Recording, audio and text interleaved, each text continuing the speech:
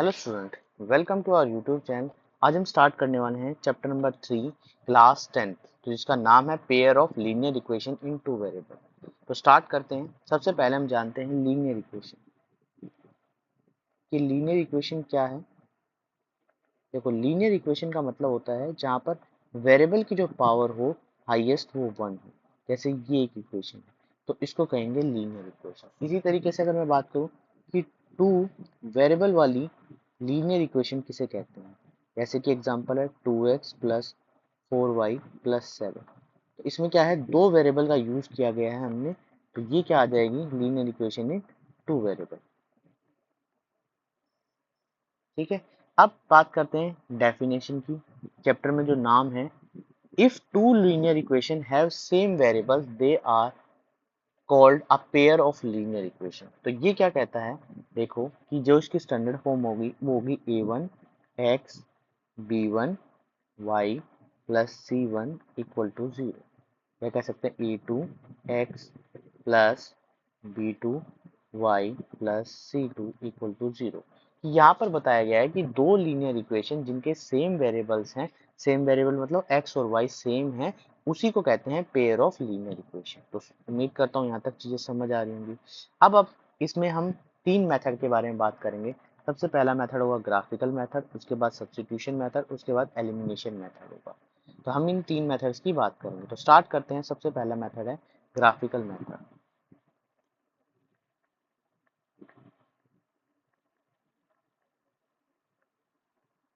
तो graphical method सीखने से पहले हमें क्या करना होगा, ये टेबल पे ध्यान देना होगा। ये हिंदी में भी है और इंग्लिश दोनों में लिखी हुई है टेबल।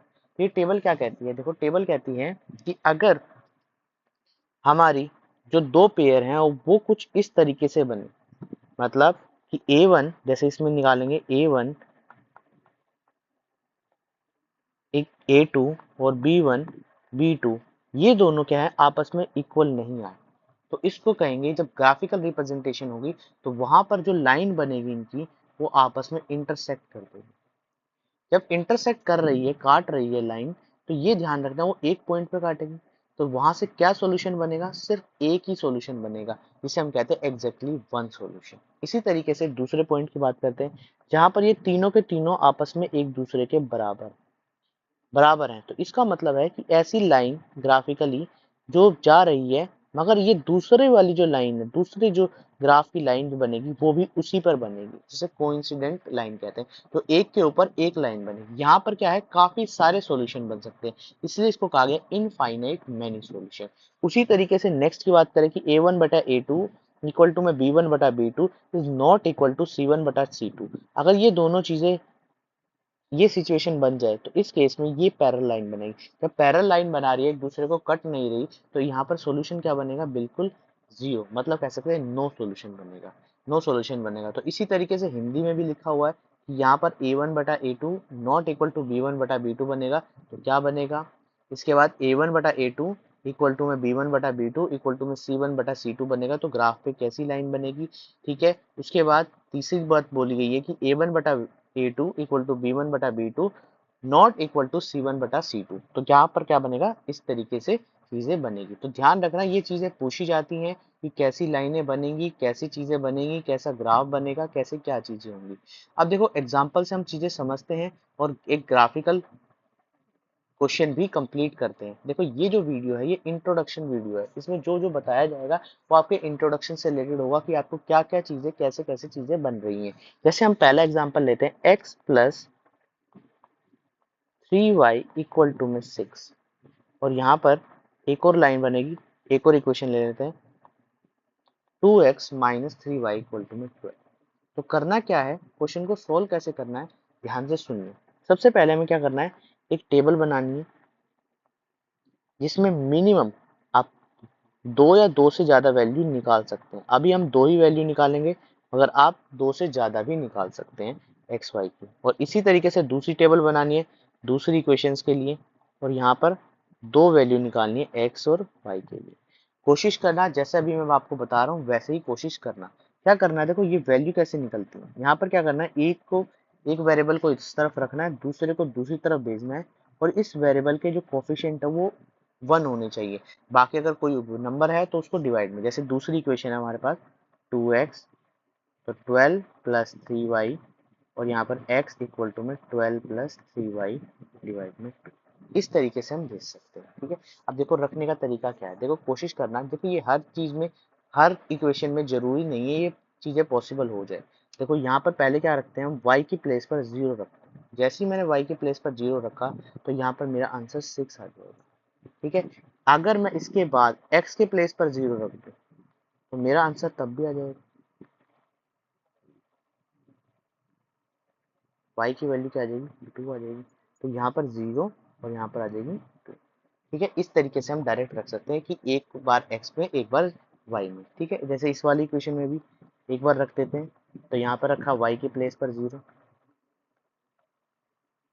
तो यहाँ से क्या आ जाएगा, 6 वैल्यू आ जाएगी, यहाँ पर आ गई 6, तो y 0 था तो ये 6 आ गया। अब जब मैं x में रखने गया तो देखो ऊपर से रख सकते हो, x में रखने गया तो 2 into 0 minus 3y equal to में 12, ठीक है। तो यहाँ से भी कोई ना कोई वैल्यू निकल के आ जाएगी, तो y की वैल्यू आ जाएगी 12 डिवाइडेड -3, तो आंसर आ जाएगा -4। अच्छा, ये दो चीजें जो मैंने आपको बना के दी हैं, ये तब यूज करनी है जब आप ज्यादा वैल्यू निकालते हैं, ठीक है। ये तब यूज करनी है जब आप ज्यादा वैल्यू निकालते हैं। अदरवाइज इसमें डायरेक्ट पुट कर सकते हो आप। डायरेक्ट कैसे पुट कर सकते हो, एक बार x को 0 पुट करना है, एक बार y को 0 पुट करना है, और यहाँ से टेबल बनती चली जाएगी। तो यहाँ पर जो वैल्यू आएगी जब x 0 है तो ये -4 आएगा। तो इस तरीके से चीजें हम कर सकते हैं कि बहुत इजीली आप चीजें समझ पाए। अब ये चीजें बन गई है तो अब हम क्या बनाते हैं, ग्राफ बनाते हैं। तो एक ऐसी शीट है उस पर ग्राफ बना लीजिए, पॉइंट लिख लीजिए। यहाँ पर जैसे इस लाइन को हम एक्स एक्सिस कहते हैं, इस लाइन को हम वाई एक्सिस कहते हैं, ठीक है। ये भी होता है एक्स एक्सिस, और ये नेगेटिव वैल्यूज आती हैं, मतलब -1, -2, -3, -4, और यहाँ पर जो वैल्यू आएगी वो आएगी 1, -1, -2, -3, ठीक है, -4। तो इस तरीके से वैल्यू आएगी। इस पॉइंट को कहते हैं हम ओरिजिन। बाकी चीजें ध्यान रखना, अगर कभी भी y 0 है, y 0 है, तो वो हमेशा x एक्सिस पर बनेगी, x एक्सिस पर पॉइंट बनाएगा। अभी देखते हैं कैसे पॉइंट बनेगा, के बाद चीजें समझते हैं। देखो जैसे हमारे पास टेबल थी, मैं इस टेबल को, यहाँ पर पहली टेबल थी, पहली टेबल में जो थी y 0 है और x 6 है, तो y 0 हमेशा किस पॉइंट पर होता है, यहाँ पर इसको भी लिख लेते हैं।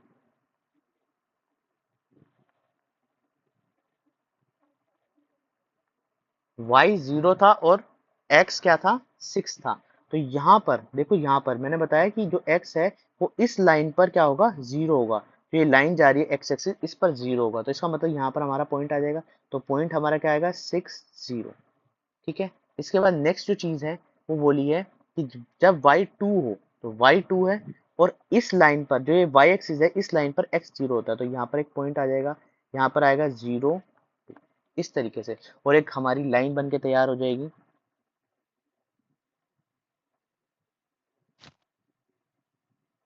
ये थोड़ी सी,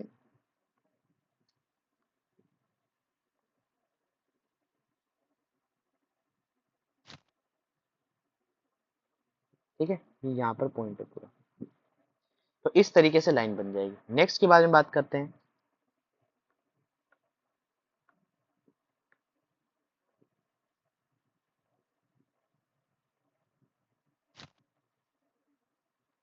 इससे पॉसिबल नहीं होगा, यहीं पर एक सीधी लाइन ऐसे खींच लेंगे, ठीक है।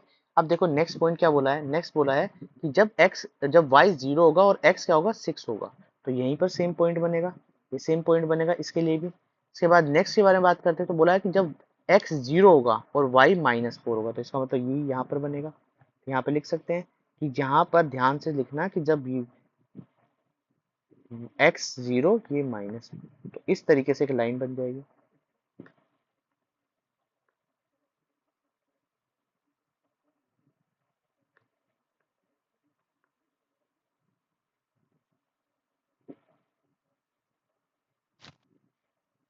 ठीक है, और ये कहीं ना कहीं जाके इंटरसेक्ट कर रही है लाइन। ये जहाँ पे इंटरसेक्ट कर रही है इस पॉइंट को हम क्या कहेंगे, सीधी लाइन नहीं जा पाई। ठीक है, तो ये क्या बन जाएगा, ये पेयर अगर आप इससे देखें चेक करें तो यहाँ पर a1/a2 इक्वल टू में b1/b2 इक्वल टू में c1/c2। अगर क्वेश्चन में क्या आ रहा है a1/a2 not equal to b1/b2, तो लाइन क्या होती है, लाइन अभी बताया मैंने कि लाइन जो होती है वो इंटरसेक्टिंग होती है। तो देखो चेक करते हैं हम, यहाँ से डायरेक्ट पता कर सकते हैं कि 1/2 इक्वल टू में 3/3 माइनस का, तो यहाँ पर आ गया 1/2 नॉट इक्वल टू -1।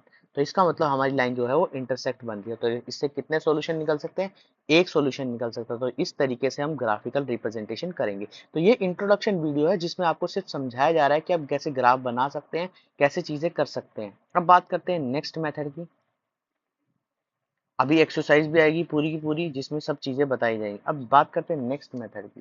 तो नेक्स्ट मेथड जो हमारे सामने है वो था सब्स्टिट्यूशन मेथड।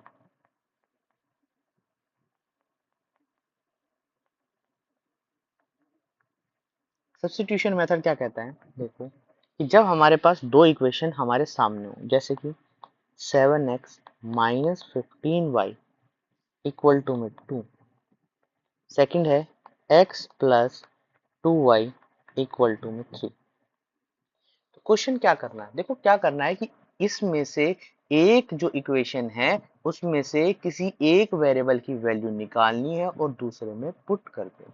देखो मुझे सेकंड इक्वेशन इजी लग रही है तो मैं क्या करता हूँ, सेकंड इक्वेशन से जो है मैं x की वैल्यू फाइंड आउट कर लेता हूँ। तो यहाँ पर आ गई, ये पहली इक्वेशन थी हमारे पास सामने और ये हमारे पास सेकंड इक्वेशन थी। ठीक है, और मैंने इसको इस तरीके से बना लिया। अब क्या लिखना है नीचे, पुट इन इक्वेशन फर्स्ट।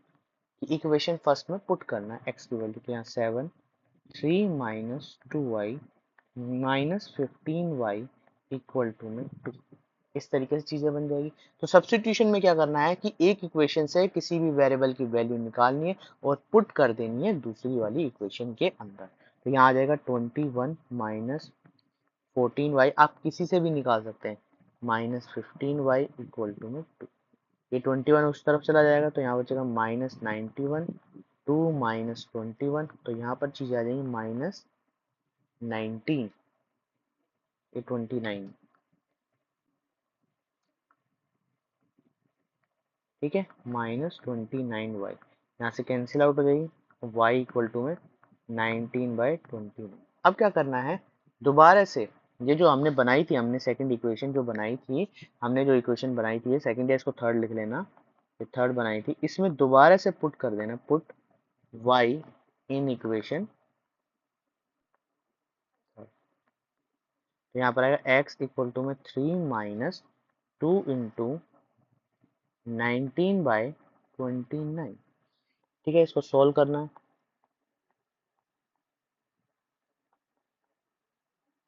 तो यहाँ पर आ जाएगा 87 माइनस 38 डिवाइड में 29। तो यहाँ से माइनस करेंगे तो निकल के आएगा 49/29। तो x की वैल्यू जो है हमारे सामने आ गई, वो निकल कर आई है हमारे सामने x इक्वल टू में 49/29। तो सब्स्टिट्यूशन मेथड इस तरीके से यूज करना है। तो सब्स्टिट्यूशन मेथड का मेथड समझ आया कि एक से एक इक्वेशन से वेरिएबल बनाओ और दूसरी इक्वेशन में पुट करो, और पुट करने के बाद जो वैल्यू आएगी फिर दोबारा से जिस इक्वेशन में हमने पहले वैल्यू पुट की थी, देखिए इक्वेशन कोई सी में भी पुट कर सकते हैं, फर्स्ट में पुट कर सकते हैं, सेकंड में पुट कर सकते हैं, मगर जो इजी मेथड है वो यही मेथड कहता है। ठीक है, अब बात करते हैं हमारे सामने लास्ट मेथड। तो लास्ट मेथड क्या कहता है, जिसका नाम है एलिमिनेशन मेथड, जो अभी हम यूज करने वाले हैं। एलिमिनेशन मेथड, ये क्या कहता है मेथड, जैसे कि इक्वेशन लेते हैं कोई, यहाँ पर इक्वेशन है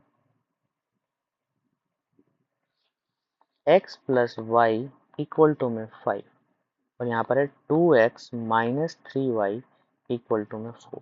ठीक है, ये दो इक्वेशन हमारे सामने। तो हमें क्या करना है, हमें कोई एक वेरिएबल या तो x या y या x या y इनमें से सेम बनाना। सेम कैसे बनाएंगे, देखो सेम बनाने का तरीका क्या है, multiply multiply first equation by 3। अगर मैं 3 से मल्टीप्लाई कर दूं तो देखो y हमारा सेम हो जाएगा। कैसे सेम होगा? जैसे नई इक्वेशन बनेगी 3x plus 3y equal to में 15।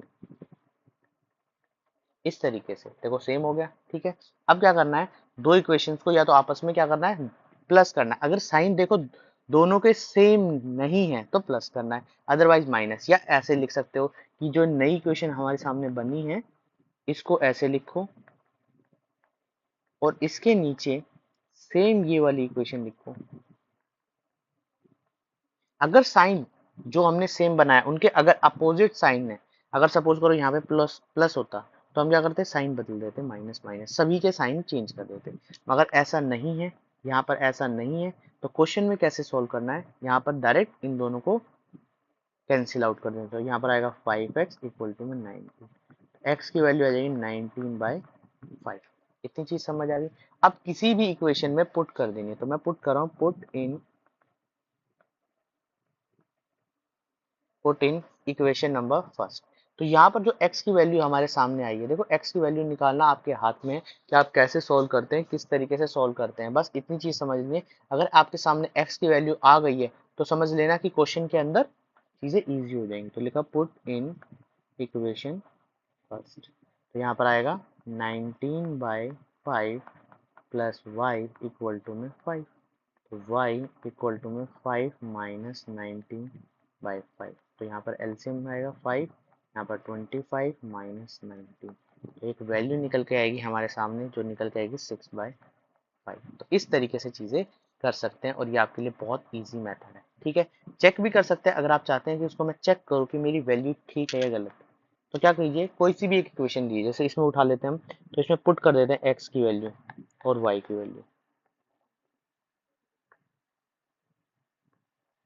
6/5 और इसको सॉल्व करते हैं और यहाँ से कैंसिल आउट होकर बचा 5। तो ये चीज़ इसके इक्वल आ जाएगी, इस 5 के इक्वल आ जाएगी। तो इस तरीके से चीज़ें हम सॉल्व कर सकते हैं। तो ये इस चैप्टर का इंट्रोडक्शन था जिसमें हमने जो चीज़ें सीखी हैं कि ये चीज़ें आपके एग्जाम में आने वाली हैं, ये चैप्टर। ठीक है, नेक्स्ट वीडियो के अंदर हम इसकी एक्सप्लेनेशन करेंगे एक्सरसाइज के साथ, फिर एक्स्ट्रा क्वेश्चंस करेंगे और बहुत कुछ आने वाला है। तो अभी सिर्फ बेसिक तरीका था कि कैसे सॉल्व करना है, क्या क्या चीज़ें इसके अंदर है। तो ये चीज़ें आपको पसंद आई होगी। अगर वीडियो पसंद आई तो चैनल को लाइक करें, शेयर करें, सब्सक्राइब करें।